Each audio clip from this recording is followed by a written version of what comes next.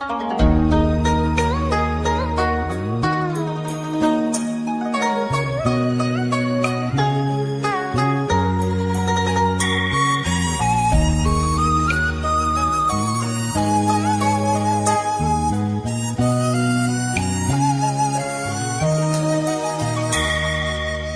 tình mình ngày nào đã hết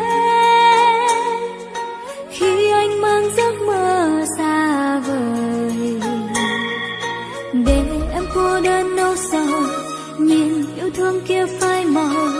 Anh ra đi trái tim em mang buồn đau. Những lỗi lầm thuộc về quá khứ,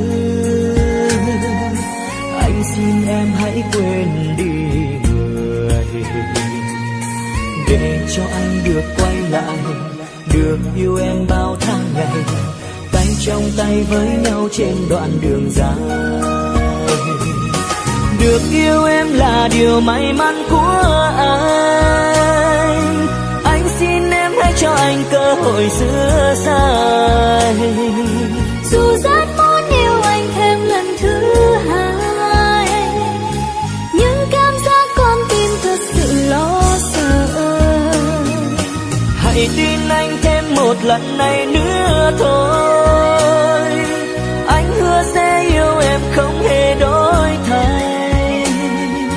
Lời hứa đó không cần anh phải hứa đâu, nếu có thế em mong anh hãy chứng minh. Vì yêu nên hôm nay anh đã biết lỗi.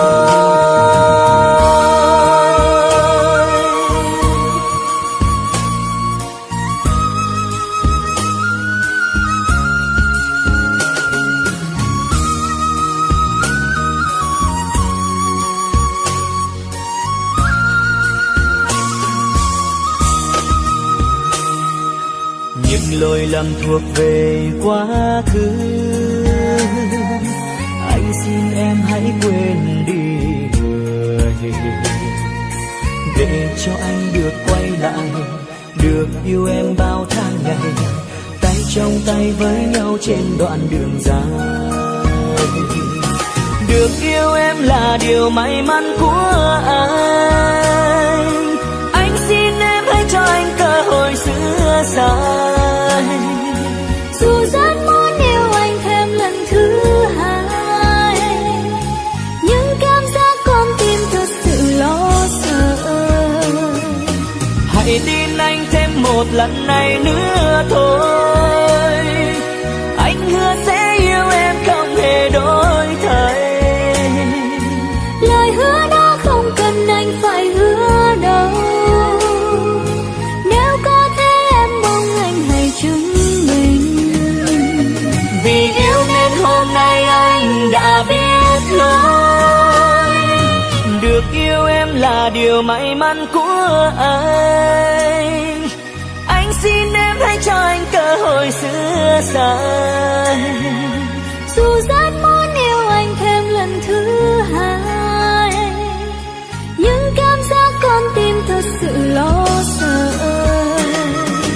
Hãy tin anh thêm một lần này nữa thôi, anh hứa sẽ yêu em không hề đổi thay. Lời hứa đó không cần anh phải hứa đâu, nếu có thế em mong anh hãy chứng minh. Vì yêu nên hôm nay anh đã biết lỗi.